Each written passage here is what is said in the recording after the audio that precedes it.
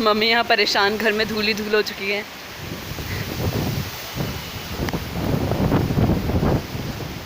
ऐसा तूफान पहली बार आया है।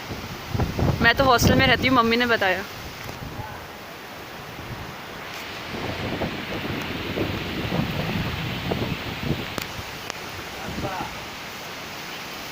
बहुत ज़्यादा धूल आ रही है।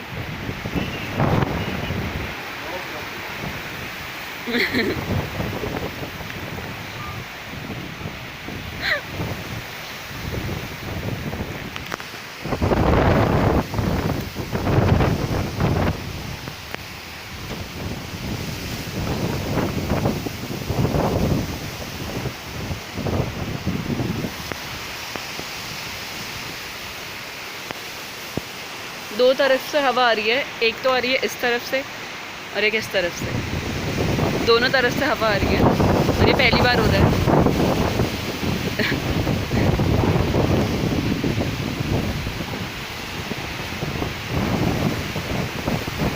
बारिश भी होने वाली है, बूंदें टपक चुकी है।